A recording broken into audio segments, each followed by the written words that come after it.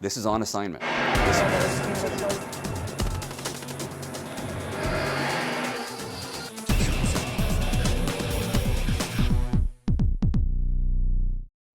Hello again, everyone. Thanks so much for joining us. I'm Alex Villarreal. And I'm Philip Alexio, filling in for Imran Siddiqui. Coming up on the program, reforming immigration law here in the United States. We'll hear from our national correspondent about what's ahead.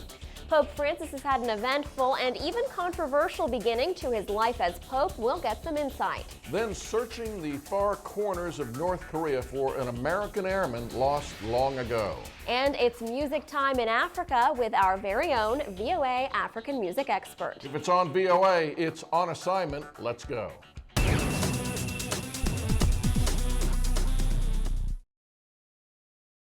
Supporters of U.S. immigration reform gained a victory this summer when the Senate approved a bipartisan bill, but the bill faces a tougher test in the Republican-controlled House of Representatives, where conservatives have little interest in the Senate approach. Well, the Senate bill tightens border security and sets out a long path to citizenship for millions of undocumented immigrants, but the final proposal is still to come. I spoke with VOA's national correspondent Jim Malone, who's filed a number of reports on the issue, including this one. Supporters of immigration reform rally near the Capitol in Washington, hoping to convince lawmakers to act. But House Republicans appear to be in no hurry, including Congressman Steve King of Iowa. Recently, King sparked anger when he dismissed many young immigrants as drug smugglers in an interview with Newsmax TV. For everyone who's a valedictorian, there's another 100 out there that they weigh 130 pounds and they've got calves the size of cantaloupes because they're hauling 75 pounds of marijuana across the desert. Among those condemning King was the Republican Speaker of the House, John Boehner. What he said does not reflect the values of the American people or the Republican Party. We all need to do our work in a constructive, open, and respectful way. It seems that the immigration bill, immigration reform, was sizzling hot there for a while, and all of a sudden it seems like it's kind of been pushed to the back burner. Is that right, and why? It's sort of slid to the back burner. Part of this is because of the process we have. It made good progress in the Senate. There was a good bipartisan vote. They came to agreement, including 14 Republican senators. That's pretty good in this day and age of polarized politics. Here's the problem, though. The Senate is controlled by Democrats. It now moves to the House of Representatives. They have to pass something, too. The House of Representatives is controlled by Republicans, not just any Republicans, conservative Republicans. So getting the same type of thing out of the House with that kind of constituency is going to be tough. And why is that? Why is it okay for the Senate and they can reach a bipartisan agreement? And even though the House is mostly Republican, why can't they reach, what's stopping the marriage, if you will? Senate Republicans are elected by full states. House members come from congressional districts, which can be more conservative, and the worry there is not challenged from a Democrat, it's challenged from somebody on the right. So when you're a House Republican, you want to make sure what you're voting for, in many cases, is something that your conservative supporters can deal with. Not only that, Senate Republicans tend to be more national looking in their outlook for the Republican Party. They know it's important to get something done on immigration reform if Republicans are going to have a better chance of winning future elections. The two main issues right now are A, border security, which is really the Republican priority. They don't want to be compromising on other issues unless that border is as secure as it can possibly be. But for Democrats, the priority really is finding some sort of path to citizenship, to legality for the estimated 11 million undocumented immigrants in this country. So that's the big divide right now. So here we are, the month of August, and Congress is in recess, if you will, and so they come back. Is it just going to fade for a while, for a couple of months? Well, you mentioned recess. It's actually a critical period now. When the members of Congress are at home over August, they're going to be holding town meetings. They're going to hear from the voters on this issue. And some of the pro-immigrant groups have said they will be organizing rallies and going to the town meetings to try to put pressure on Republicans. But don't forget, what we've seen in recent years is the real pressure comes on Republicans from conservative groups like Tea Party activists. So we're going to see a battle play out now in the countryside among both sides as to where the immigration bill will go. And one more thing, when they come back in September, the budget will be the big issue. So yes, it's going to push that immigration bill again to the back burner, at least for a while. So what's interesting, I think, is that the midterm elections next year, do you think that immigration reform will play a role in that as much as all the other issues, the budget and other things? Less so than in a presidential year, which is generally nationally focused. It'll play out in certain states and congressional districts where the issue is hot, but the economy is still probably going to dominate the election cycle. National correspondent Jim Malone. Of course, Congress is now on recess, but Alex, immigration reform is obviously one of the more controversial issues that lawmakers will be tackling when they reconvene. Absolutely. Well, we are now going to take our own recess, but coming up on the other side, VOA's religion reporter talks about the travels and trials of Pope Francis. You are watching On Assignment.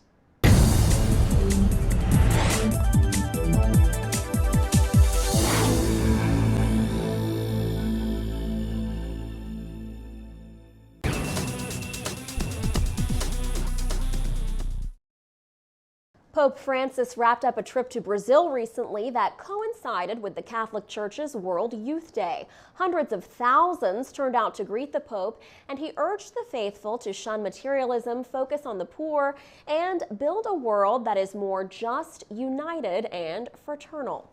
Well, I've got VOA's religion reporter Jerome Sokolovsky with me now. Jerome, this was an interesting trip for the Pope. Some challenges that he faced going into Latin America, most notably the decline in Catholicism in the region. You noted in your report, Brazil now is only 65% Catholic compared to 90% a generation ago. What's going on here? Right. Brazil was established as a Roman Catholic country, but experts say that basically the church dropped the ball there, that the church was oriented towards the wealthy, the privileged. As poverty grew in Brazil and in other Latin American countries, it gave an opening for evangelical and Pentecostal churches to come in and win converts. Right, and the Pope has been taking a unique approach in trying to revive Catholicism. He's been called the slum Pope. When he was in Rio, he did visit a slum there.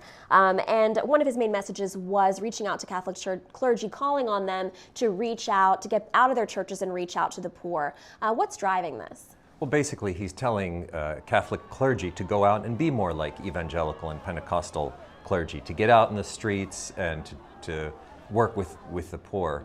The Pope it's been said that he's encouraging charismatic practices in Catholicism, and indeed many Brazilian Catholics are called charismatic Catholics because of their style of worship mirrors that kind of fervent, emotional style that you see in those churches. He did have a controversial act a couple of months ago where he seemed to lay his hands on a man who was said to be possessed by evil spirits, a Mexican man.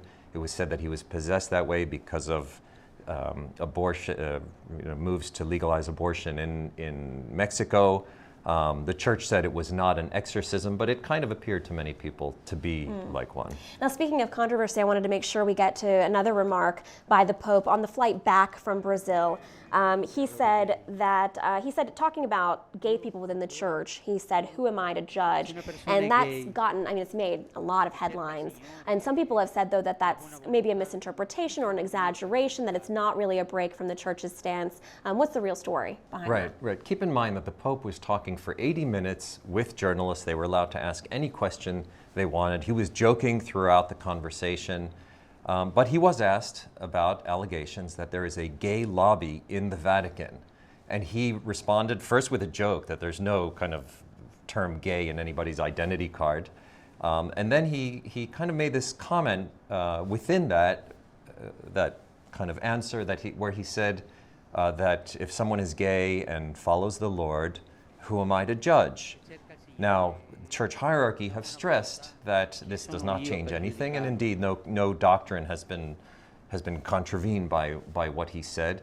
But this, if you think of a pope saying, "Who am I to judge?" having this very non-judgmental response, it's really a sea change, a very different style of papacy from his predecessors, from John Paul Absolutely. II and Benedict. Well, Jerome, thank you so much again for joining us today. This is our VOA religion reporter, Jerome Sokolovsky. It's time for another break. Up next, the story of a U.S. veteran still searching for a long-lost comrade in North Korea. You're watching On Assignment.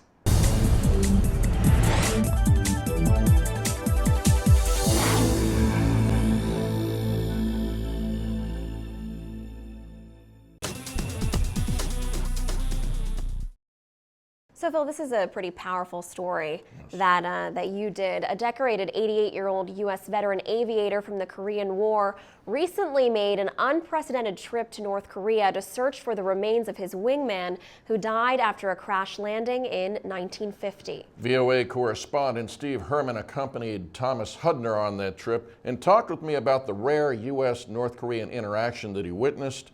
Here's how his report on that trip begins.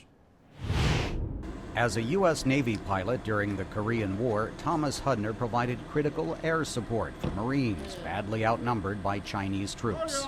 63 years later, one of those Marines, Silver Star recipient Dick Bonelli, joined Hudner in the quest to find his wingman, Jesse Brown. Steve Herman in Tokyo, what's prompted this whole operation?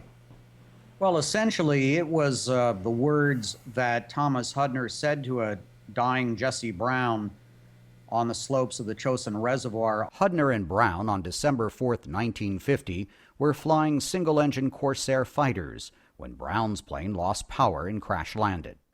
Hudner crash-landed his plane after Brown crash-landed, trying to rescue Brown from his crumpled cockpit. He was unsuccessful, and as a Marine helicopter was coming to take Hudner away at dusk, he said, "We'll be back for you." So it's 63 years later, and Thomas Hudner, 88 years old, tried to make good on that promise he made to Jesse Brown. We're on a mission, we're going to fulfill it, period. Right, Tom? That's right. Hudner said that this search for Jesse Brown is more than just trying to find his remains. Can you talk a little bit about that? We went to see a couple of damaged Corsairs at a North Korean military museum, and that brought back a lot of memories for Captain Hudner. But Hudner sees his return to the isolated country is not merely a quest to retrieve his wingman's remains. And the more cooperation we get from former enemies, the better off the world will be. We've done this with a number of countries that have been bitter enemies of ours. They turned out to be some of our strongest supporters. That seems very optimistic at this point because there's never been a peace treaty signed after the Korean War between the United States, which led the UN forces during the Korean War, and the Democratic People's Republic of Korea. The two countries have no diplomatic relations, and the North Korean military on their tanks emblazoned on the front of all these armored vehicles is a phrase which says that the United States is their blood-sworn enemy. Well, so if that's the case, why would North Korea allow this team to come in and search for the remains? That's a very good question. They were saying that they were doing this for purely humanitarian purposes. Korean officers at a final meeting with Hudner asked for his team to return with the U.S. military's forensic experts. They also warned U.S. journalists not to imply North Korea agrees to such operations for financial benefit or to improve bilateral relations. Well, tell me what it was like in North Korea as a journalist as you were following this team around.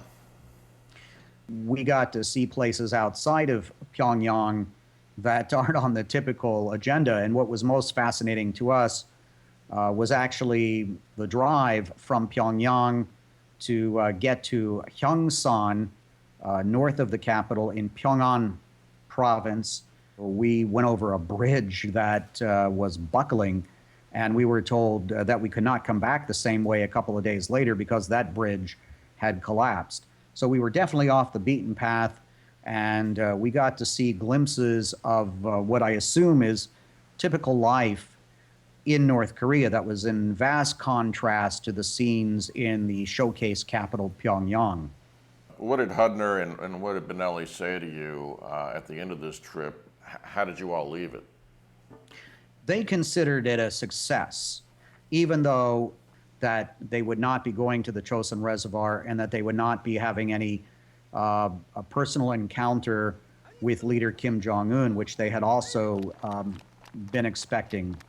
It was, in many ways, a breakthrough. I'm not aware of any meeting like this before between officers of the KPA and private American citizens taking place in North Korea to talk about this type of search and retrieval operation. Steve tells me the Americans were given a date in September to return, but Alex, with so many conditions for them to have to go back, that might be a little optimistic for them to go back into North Korea that soon. But we'll see. Right, well, we certainly do wish them the best in their quest. Well, as you may know, the Voice of America began as an overseas radio service during World War II. And in the 1960s, one of VOA's longest-running English language programs first went on the air, Music Time in Africa. Heather Maxwell is the host of the Pan-African music program these days, and on assignments, Rebecca Ward caught up with her to talk about the show and its legacy. Let's take a look. Hello, Africa. Makati. Welcome It's to Music Time in Africa. Welcome to Music Time in Africa, Cabo. Oh. So Heather, you have probably one of the coolest jobs here at the Voice of America. You are an ethnomusicologist. Did I say that correct? That's it. So tell me a little bit about the show, Music Time in Africa. Yes, the show, it's a 60-minute music show that features music from all over the continent and the diaspora. And it also features music of all genres and all generations. And it's a very popular form of music nowadays. And probably when you were in university, African music was not as prevalent on the radios here in the United States as it is today. That's true. But the world is smaller now, and we have access to music from all over the world now. But one of the things I like the most about Music Time in Africa is that it's African music for Africans. And I also feature live music that comes into VOA. The most recent one was a group called Tartit, and they are a 5-member band, 4 are women and 1 man, and they're from northern Mali. They're Tuaregs, and they play really traditional music. But it was great because they are very traditional, and they all sat on the floor, and I sat on the floor, and they have to take water and pour it on the drums every 5 minutes or so to pull the skins down, and so that was really awesome. The one the week before was Oliver Mutukudzi from Zimbabwe. I'll play Matisika.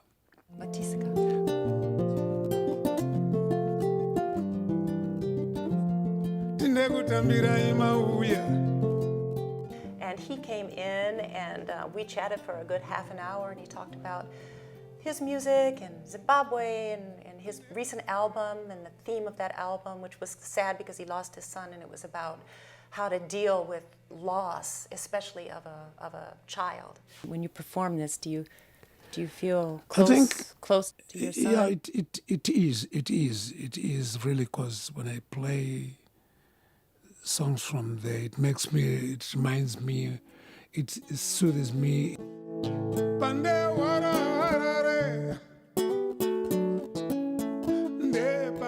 The week before that, it was an Ethio acoustic soul group, a young group of Ethiopian and German pair, and they were doing really contemporary pop music.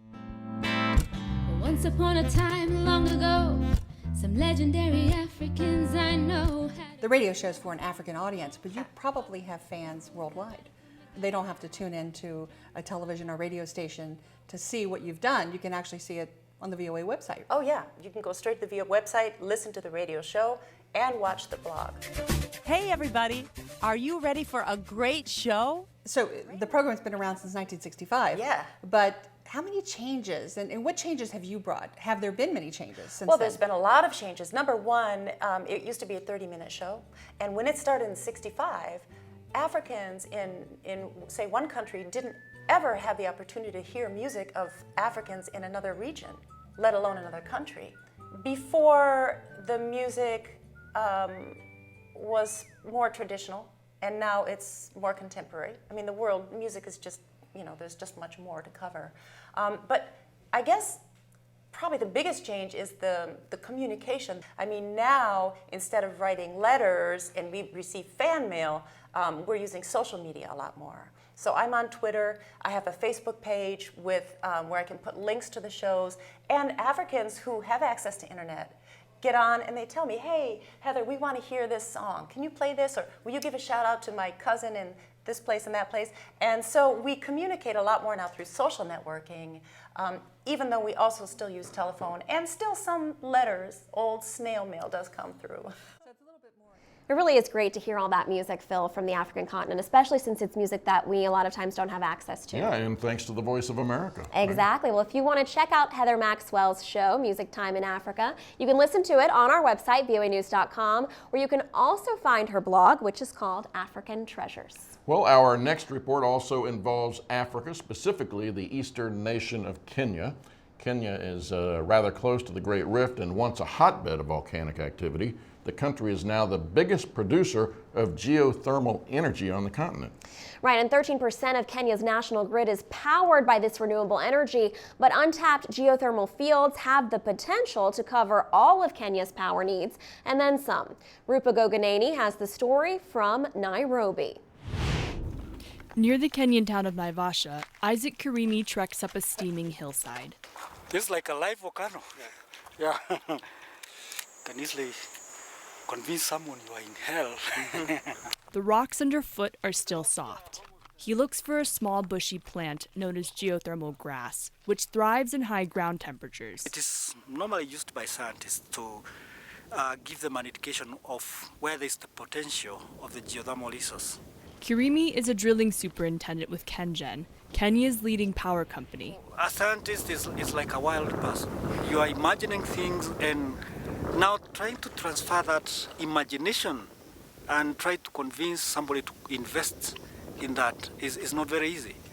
Today, more than 30 years after KenGen built its first geothermal plant in the area, investment in renewable energy is booming. KenGen, with government support, is ramping up geothermal production. For now, a majority of Kenya's energy needs are met by hydroelectric power, but hydropower is diminished during rain shortages, leading to Kenya's regular blackouts. To harness geothermal energy, wells are first dug more than 2 kilometers into the Earth's surface.